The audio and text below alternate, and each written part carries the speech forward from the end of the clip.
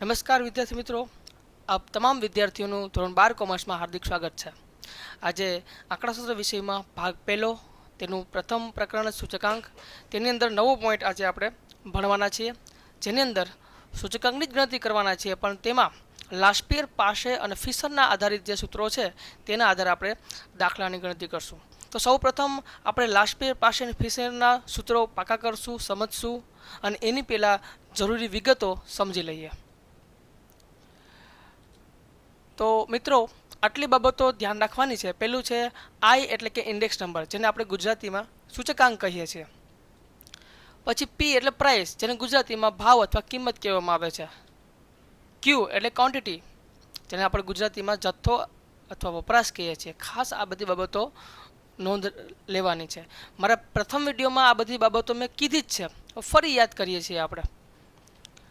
એક એટલે ચાલુ વર્ષ યાદ રાખીશું આપણે, અને 0 એટલે આધાર વર્ષ. આના માટે મેં તમને એક ઉદાહરણ આપ્યું હતું કે આપણું જે મોટું બિલ્ડિંગ હોય તો નીચે જે આપણે પાયો ખોદીએ છીએ તો એને આપણે સર્કલ માનીએ. 0 જે આધાર છે, એના ઉપર આધાર હોય તો જ બિલ્ડિંગ ઊભું થાય, અને બિલ્ડિંગ છે ને આપણે 1 માનીએ. એ યાદ રાખવાની એક બાબત પણ મેં તમને કીધી હતી. તો અહીંયા 1 એટલે ચાલુ વર્ષ અને 0 એટલે આધાર વર્ષ તરીકે યાદ રાખીશું. આટલી બાબત યાદ રહી, બરાબર. આઈ એટલે ઇન્ડેક્સ નંબર, પી એટલે પ્રાઇસ, ક્યુ એટલે ક્વોન્ટિટી, અને 1 એટલે ચાલુ વર્ષ અને 0 એટલે આધાર વર્ષ. તો મિત્રો, અહીંયા જોઈએ આપણે કે P1, તો 1 પહેલાં જોવાનું. 1 એટલે શું? તો કે ચાલુ વર્ષ, અને P એટલે તો કે ભાવ અથવા કિંમત. તો આનો મતલબ શું થયો? તો કે ચાલુ વર્ષનો ભાવ, આવું લખાય. ચાલુ વર્ષનો ભાવ અથવા ચાલુ વર્ષની કિંમત, અથવા ચાલુ વર્ષની ચલ કિંમત પણ કહી શકાય.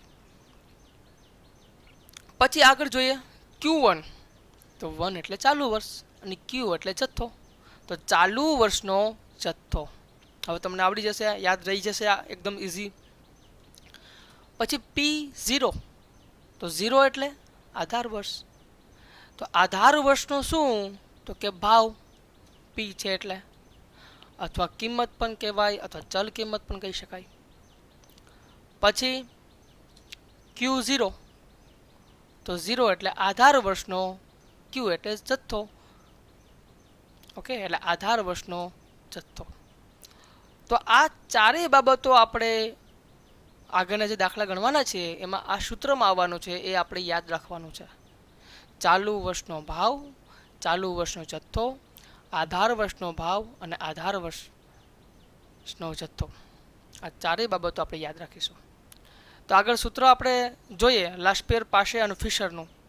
તો પ્રથમ આપણે લાસ્પિયર, જે લાસ્પિયર ભાઈ છે એનું સૂત્ર, એમણે સૂત્ર આપેલું છે આઈ એટલે ઇન્ડેક્સ નંબર, લાસ્પિયર નો એલ કેપિટલ લેવાનો છે અને અહીંયા લખવાનું છે. તો IL is equal to sigma P1 Q0 upon sigma P0 Q0 ગુણ્યા 100.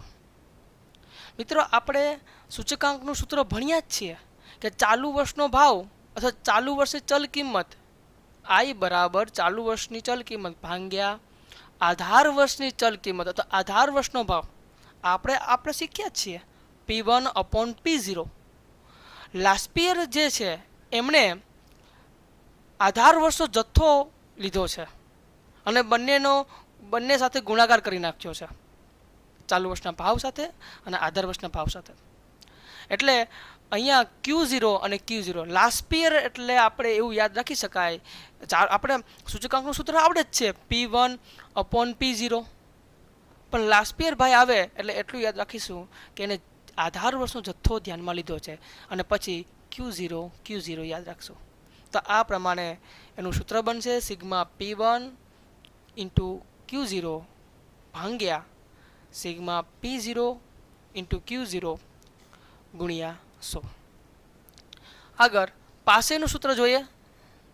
તો પાસે સૂત્ર IP લખાશે બરાબર sigma P1 Q1 upon sigma P0 Q1 ગુણ્યા 100. મિત્રો, આપણે સૂચકાંકનું સૂત્ર ખબર જ છે P1 અપોન P0, પણ પાસે એ છે એ ચાલુ વર્ષનો જથ્થો ધ્યાનમાં લીધો છે, બરાબર. લાસ્ટ યર શું લીધો છે? જથ્થો કયો? આધાર વર્ષનો. જ્યારે પાસે એ ચાલુ વર્ષ, એક એટલે ચાલુ વર્ષનો જથ્થો ધ્યાનમાં લીધો છે અને બેનો ગુણાકાર કરી નાખ્યો. માટે sigma P1 Q1 upon sigma P0 Q1 ગુણ્યા 100. તો આ પાસેનું સૂત્ર યાદ રાખવાનું છે. આગળ ફિશરનું સૂત્ર જોઈએ, જેને આદર્શ સૂત્ર તરીકે માનવામાં આવે છે, આદર્શ સૂત્ર તરીકે ઓળખવામાં આવે છે અથવા કહેવાય છે. શા માટે? તો કે તેમણે લાસ્ટ યર અને પાસે બંનેનો સૂચકાંકનો ગુણાકાર કરી અને બંનેને ધ્યાનમાં લઈ અને એનો વર્ગમૂળ કાઢ્યો છે. અને એટલા માટે બંને બાબતો, લાસ્ટ યરની જે ખામીઓ છે અને પાસેની જે ખામીઓ છે, બંને અહીંયા દૂર થાય છે. એ આના સિવાય પણ 4 બાબતો આપણને ચોપડીમાં આપેલી છે, જે આપણે નેક્સ્ટ ટાઈમ જોઈશું. એટલા માટે આનું આદર્શ સૂત્ર કહેવાય છે. તો આ સૂત્ર આપણે બીજી રીતે પણ લખી શકીએ કે લાસ્ટ યરનું સૂત્ર આપણને ખબર છે, sigma P1 Q0 upon sigma P0 Q0 ગુણ્યા પાસેનું સૂત્ર શું છે? તો કે sigma P1 Q1 upon sigma P0 Q1 અને વર્ગમૂળ અને પછી ગુણ્યા 100. મિત્રો, અહીંયા ખાસ ધ્યાન નોંધ લેજો, ઘણા વિદ્યાર્થીઓ છે એ પહેલાં આની ગણતરી કરી નાખે છે લાસ્ટ યરની, પછી પાસેની ગણતરી કરી નાખે અને પછી લાસ્ટ યર ગુણ્યા પાસેન ગુણ્યા 100 કરી અને પછી વર્ગમૂળ કાઢે છે. તો આ ભૂલ ન થાય.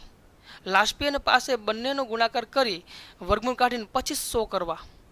જો બંનેની ગણતરી સૂચકાંકમાં કરેલી હોય તો જ આ ડાયરેક્ટ આપણે કરી શકાય. એ આપણે દાખલો ગણશું ત્યારે આપણને વધારે સમજાશે. તો આ સૂત્ર આપણે પાકા કરવાના છે. ફરીથી આપણે એને રિવિઝન કરી લઈએ કે લાસ્ટ યર એટલે કે IL બરાબર sigma P1 Q0 upon sigma P0 Q0 ગુણ્યા 100. એટલે P1 અપોન P0 આપણને ખ્યાલ જ છે. લાસ્ટ યર એટલે જથ્થો ધ્યાનમાં લીધો છે આધાર વર્ષનો, એટલે Q0 કરી નાખ્યા છે. પાસેની વાત આવે તો એણે ચાલુ વર્ષનો જથ્થો ધ્યાનમાં લીધો છે, એ ધ્યાન રાખશું આપણે. તો IP બરાબર sigma P1 Q1 upon sigma P0 Q1 ગુણ્યા 100. અને જ્યારે ફિશરની વાત આવે, તમને દાખલામાં એવું કહી મિત્રો કે આદર્શ સૂત્ર જે સૂચકાંકનું છે તે મુજબ ગણતરી કરો. તમને એમ ન કહેવામાં આવ્યું કે ફિશરનું સૂત્રથી ગણતરી કરો, ખાલી એટલું જ કીધું કે આદર્શ શબ્દ કીધો હોય તો પણ આપણે ફિશરની રીતે ગણવાનું રહી. તો આ ફિશરનું સૂત્ર પણ આપણે જોઈ શકીએ છીએ અહીંયા. તો આપણે આ ત્રણેય સૂત્ર પાકા કરવાના છે. જો આ સૂત્ર આ રીતે યાદ ન રહેતા હોય તો આની ઘણી બધી ટ્રીક છે. એમાં એક ટ્રીક તમને હું કહું છું કે આપણે જે ઘડિયાળ જે ફરે છે જમણી બાજુથી ડાબી તરફ, પહેલાં જમણી બાજુ જાય કાંટો, પછી ડાબી બાજુ આવે, આમ ગોળ ગોળ ગોળ ગોળ ઘડિયાળ ફરે છે. એ ગોળ ગોળ ઘડિયાળ ફરે એ રીતના આપણે આ સૂત્ર યાદ રાખી શકાય. મિત્રો, એટલું પહેલાં યાદ રાખો કે સિગ્મા PQ અપોન PQ એ તો આરામથી તમને યાદ રહી જાય, બરાબર. PQ ખાલી ભૂલ ક્યાં થાય તમને? તો કે અહીંયા 0 અને 1માં ભૂલ થાય. તો લાસ્ટ યરનું સૂત્ર હોય તો 1000 નંબર યાદ રાખવા, 1000, બરાબર, 1000. પણ ઘડિયાળની રીતે યાદ રાખશું, આમ નહીં. આમાં જો કે 1000 જ થશે, પણ આપણે ઘડિયાળ જેમ ફરે છે એ રીતે યાદ રાખશું. એટલે સિગ્મા PQ અપોન PQ લખી નાખો અને પછી અહીંયા 1000 લખી નાખો, 1000 એટલે ગુણ્યા 100 કરી નાખો, લાસ્ટ યરનું સૂત્ર બની જાય. એવી જ રીતે પાસેનું કરવું હોય તો પાસેનું 1110. આ રીતે પણ થઈ શકે. એટલે ઘડિયાળની જેમ આપણે યાદ રાખીએ કે 111 અને 0, એટલે આમ ફરતી કોર લખવાનું થાય તો વધુ યાદ રહે આપણને.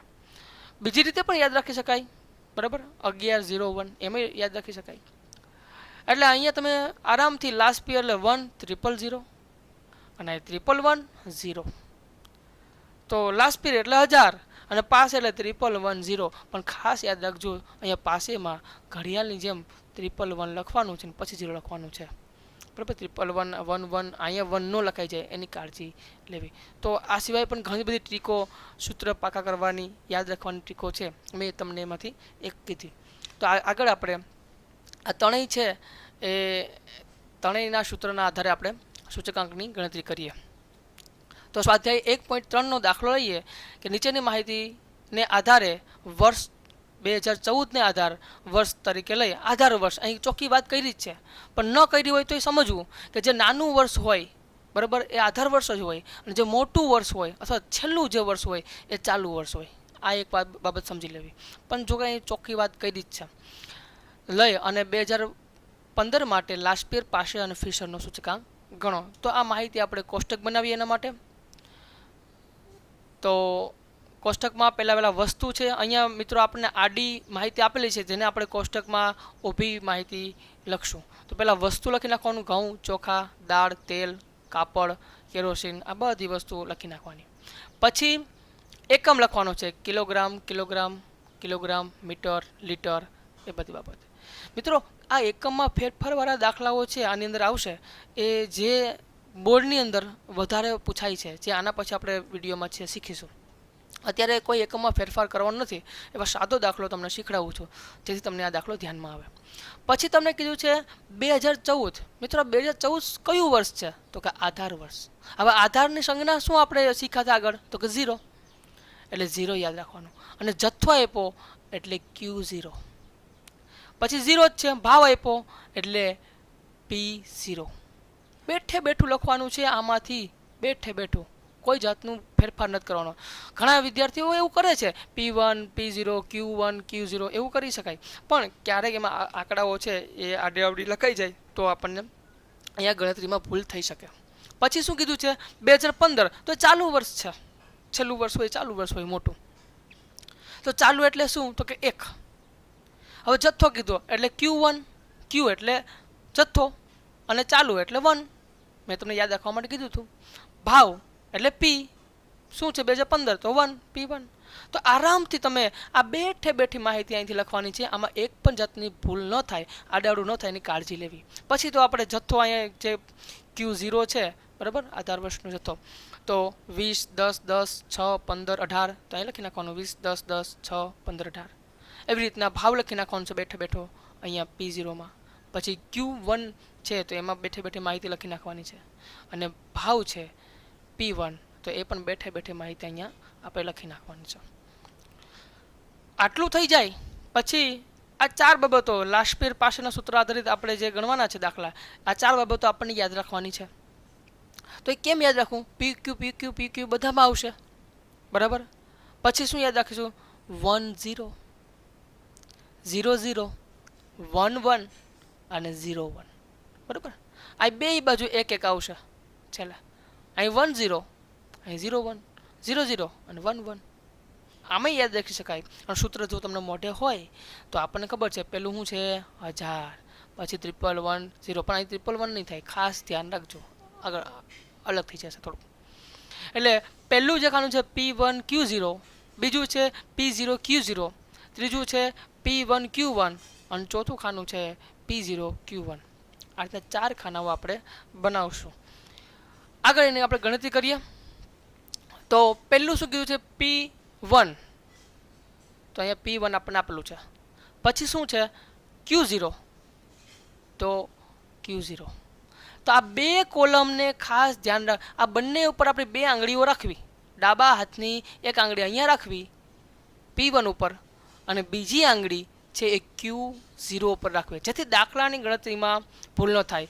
જમણા હાથે આપણે કેલ્ક્યુલેટર વાપરશું અને ડાબા હાથે આ બંને આંગળી અહીંયાથી આંગળી હટાવવાની નથી, P1 ઉપરથી ને Q0 ઉપરથી. એ જો આંગળી હટી એટલે આપણો ગુણાકાર છે અહીંયા બેનો ગુણાકાર કરવાનો છે બરાબર, P1 Q0 નો ગુણાકાર. તો ભૂલ થશે, અને એકાદી પણ ભૂલ થઈ ગઈ એટલે આખો દાખલો ખોટો પડે. એટલે ખાસ અહીંયા આપણે આંગળી રાખી અને આપણે દાખલો ગણશું. તો પેલા P1, તો કે P1 કેટલા છે? ઘઉંના ભાવમાં ઘઉં કેટલા P1 આપેલા છે ચાલુ વર્ષનો ભાવ? તો કે 18 આપેલા છે, અને આધાર વર્ષનો જથ્થો છે તો 18 ગુણ્યા 20 એટલે જવાબ આવશે 360. એવી રીતના આગળ 31.25 ગુણ્યા 10 બરાબર 312.50. આગળ 29.50 ગુણ્યા 10 એટલે 295. 30 ગુણ્યા 6 એટલે 180. 25 ગુણ્યા 15 375 જવાબ આવશે. 28.80 ગુણ્યા 18 518.40. તો આ પહેલા કોલમની આપણે ગણતરી કરી. એનો સરવાળો તમારે અત્યારે કરવો હોય તો અત્યારે પણ કરી શકો અને લાસ્ટમાં કરો તો પણ ચાલે. પછી આગળ જોઈએ P0 Q0. તો P0 ક્યાં છે? તો કે અહીંયા છે. Q0 ક્યાં છે? તો કે અહીંયા છે. મિત્રો મેં અત્યારે દાખલો જે આગળ આ જે ગણતરી કરી એમાં પહેલાં 18 ગુણ્યા 20 કર્યા. તમે 20 ગુણ્યા 18 પણ કરી શકો, એવું જરૂર નથી કે પહેલાં આ જ લેવું, પણ P1 Q1 હોવા જોઈએ, એ ખાસ કાળજી લેવી. તો હવે જોઈએ P0 Q0. તો આ છે, બાજુમાં જ છે બંને, P0 Q0. એટલે એક આંગળી P0 પર રાખવાની, બીજી આંગળી Q0 પર. 20 ગુણ્યા 15 કરો તો પણ ચાલે, બરાબર, અને 15 ગુણ્યા 20 કરો તો પણ ચાલે. હું આ સંજ્ઞા મુજબ કરું છું આગળ. એટલે 15 ગુણ્યા 20 એટલે જવાબ આવશે 300. 20 ગુણ્યા 10 એટલે 200. 26.50 ગુણ્યા 10 એટલે 265. 24.80 ગુણ્યા 6 148.80. 21.25 ગુણ્યા 15 એટલે 318.75. 21 ગુણ્યા 18 એટલે 378. એવી રીતે આગળ આપણે ગણતરી કરીએ. P1, તો P1 ક્યાં છે? તો કે અહીંયા છે. Q1 તો કે અહીંયા છે. બે બાજુમાં જ છે, બરાબર. તો 30 ગુણ્યા 18 કરો તો પણ ચાલે, ને 18 ગુણ્યા 30 કરો તો પણ ચાલે. તો હું આ સંજ્ઞા મુજબ જ કરીશ. 18 ગુણ્યા 30 એટલે 540. 31.25 ગુણ્યા 15 એટલે 468.75. 29.50 ગુણ્યા 15 એટલે 442.50. 30 ગુણ્યા 8 એટલે 240. 25 ગુણ્યા 25 625. 28.80 ગુણ્યા 30 864. હવે લાસ્ટ કોલમની ગણતરી આપણે કરીએ. P0 Q1. P0 ક્યાં છે આપેલા? તો કે અહીંયા આપેલા છે. Q1 તો કે એની બાજુમાં જ છે. એટલે P0 ગુણ્યા Q1 આપણે એની ગણતરી કરશું. એટલે 15 ગુણ્યા 30 એટલે 450. 20 ગુણ્યા 15 એટલે 300. 26.50 ગુણ્યા 15 397.50. 24.80 ગુણ્યા 8 198.40. 21.25 ગુણ્યા 25 એટલે 531.25. 21 ગુણ્યા 30 630. તો આ રીતના તમામ કોલમ છે, ચારેય કોલમ છે, એની ગણતરી કરી નાખી છે આપણે ગુણાકાર કરીને. પછી એનો સરવાળો આપણે કરીશું. P1 Q0. મિત્રો આનો સરવાળો કરવો છે તો સિગ્મા આગળ લાગશે, એટલે લખશું આપણે સિગ્મા P1 Q0. એનો સરવાળો થાય છે 2040.90. પછી સિગ્મા P0 Q0 એનો જવાબ આવે છે, સરવાળો આવે છે 1610.55. અહીંયા આપણે લખશું બેઠે બેઠું જ સિગ્મા P1 Q1 એનો સરવાળો આવે છે 3180.25. આગળ સિગ્મા P0 Q1 તેમનો સરવાળો આવે છે 2507.15. હવે આટલી બાબત થયા પછી લાસ્ટમાં આપણે લાસ્પિયર, પાશે અને ફિશરના સૂચકાંક આપણે ગણવાનો છે. તો એનું સૂત્ર લખી અને આપણે ગણતરી કરીએ. તો પહેલાં આપણે ગણતરી કરીએ લાસ્પિયરનો સૂચકાંક. તો એનું સૂત્ર શું છે? 1000 યાદ રાખવાનું છે. એટલે લાસ્પિયર બરાબર IL બરાબર sigma P1 Q0 upon sigma P0 Q0 ગુણ્યા 100. બરાબર, 1000 એ પણ આપણે ચેક કરી લેવું. તો અહીંયા સિગ્મા P1 Q0 એ કેટલા આવ્યા છે? તો કે ભાઈ 2040.90. તો અહીંયા લખીશું બરાબર 2040.90 ભાંગ્યા સિગ્મા P0 Q0 કેટલા છે? તો કે 1610.55 અને ગુણ્યા 100. તો આનો બંનેનો ભાગાકાર કરી નાખીએ અને ગુણ્યા 100 કરીએ. 2040.90 ભાંગ્યા 1610.55 ગુણ્યા 100 એટલે આપણને જવાબ આવશે બરાબર 126.7206. મિત્રો આપણે જે જવાબ આવે છે એ પોઈન્ટ પછીના 4 આંકડા એટલે કે આપણે 4 ડેસિમલ આપણે લઈશું અને લાસ્ટમાં આનો જવાબ આપણે લખીશું. આનો જવાબ શું આવશે તો કે 126.72. અહીંયા 0 છે બરાબર, 50 નથી એટલે 50ની ઉપર હોય તો એક વધારે દેવો પડે, એ આપણે ખબર જ છે. તો અહીંયા લાસ્ટ પીનો જવાબ આવે છે 126.72. છેલ્લે 2 ડેસિમલ આપણે કરી નાખશું. પછી આપણે પાસેનો સૂચકાંક ગણીએ તો એમનું સૂત્ર છે IP is equal to sigma P1 Q1 upon sigma P0 Q1 ગુણ્યા 100 તો અહીંયા સિગ્મા P1 Q1 કેટલા છે તો કે 3180.25 બરાબર કરીએ અને આપણે લખીએ એને ભાંગ્યા સિગ્મા P0 Q1 એ આપણને મળ્યા છે 2507.15 એને ગુણ્યા 100 તો એનો જવાબ આવશે 126.8472. 4 ડેસિમલ લખવાના પહેલાં. હવે આના 2 ડેસિમલ કરીએ તો અહીંયા ત્રીજો અને ચોથો જે ક્રમાંક છે એ 50થી ઉપર છે અથવા તો અહીંયા 5ની ઉપર અંક છે તો આગળ છે 1 ઉમેરે જશે એટલે 85 થઈ જશે. એટલે જવાબ આવશે પાસેનો 126.85. ચાલો હવે લાસ્ટ પીરની ગણતરી કરીએ. તો મિત્રો એમાં લાસ્ટ પીરના 2 સૂત્રો છે.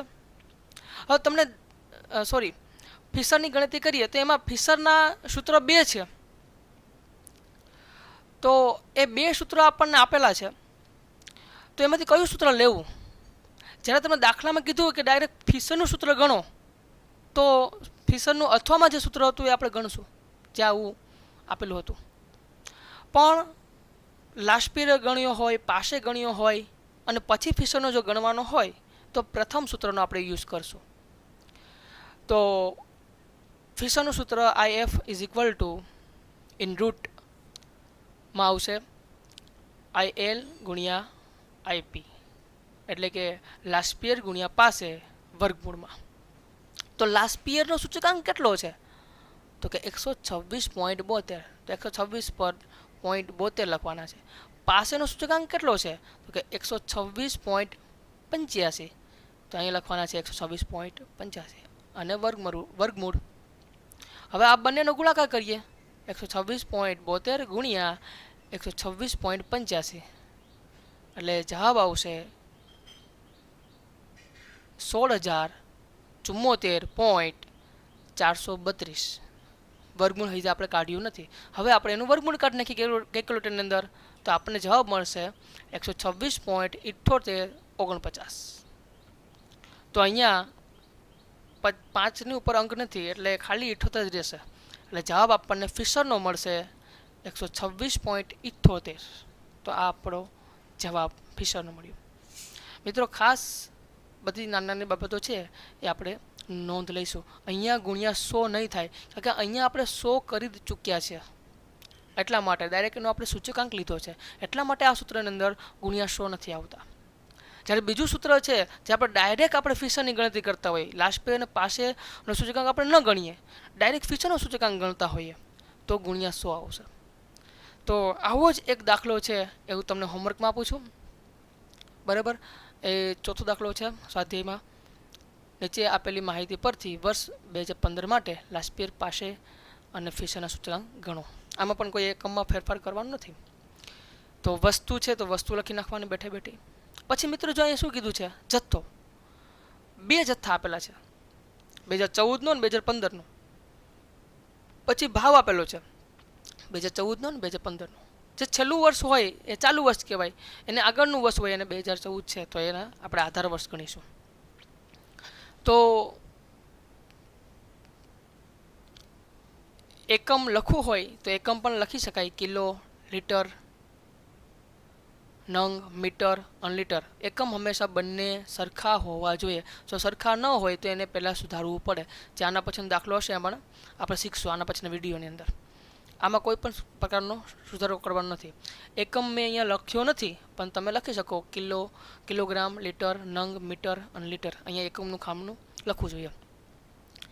હવે જથ્થો એટલે ક્યુ, તો અહીંયા ક્યુ લખવાનું. અને 2014 એટલે આધાર એટલે Q0. આ રીતના લખવાનું છે. બેઠે બેઠી માહિતી લખવાની છે. પછી 25, 15, 10, 8, 30 એમ લખી નાખવાનું છે. પછી જથ્થો જ છે તો જથ્થો Q અને 2015 એટલે 1 એટલે Q1. એવી જ રીતના ભાવ આવશે તો P1 તો P1 આવશે, સોરી P0 તો P0 આવશે અને P1 તો P1 આવશે. 2014 એટલે આધાર વર્ષ આવશે અહીંયા અને 2015 એટલે ચાલુ વર્ષ આવશે. તો આ રીતના તમારા દાખલા છે એ ખાસ અહીંયા કાળજી રાખવી. 1 એટલે ચાલુ વર્ષ, 0 એટલે આધાર વર્ષ, બરાબર. જે છેલ્લું વર્ષ મોટું વર્ષ આપેલું હોય એ ચાલુ વર્ષ હોય, એને અગાઉનું વર્ષ આપેલું હોય એ આધાર વર્ષ આપેલું. મિત્રો એવી રીતના પણ તમને દાખલો આપેલો હોય કે અહીંયા 2012 વર્ષ લખેલું હોય ને અહીંયા 2015 લખેલું હોય, તો 2012નું વર્ષ આપેલું હોય એ આધાર વર્ષ તરીકે જ લેવું. વચ્ચે 2 વર્ષનો ગેપ રહે છે એ ધ્યાનમાં લેવાનો આવતો નથી. 2015 ચાલુ વર્ષ જ રહેશે. હવે ઘણા બધા પ્રકારના દાખલા આપણે આગળ ગણીશું. તો આ દાખલો હોમવર્કમાં છે જે તમારે ગણવાનો છે. Thank you.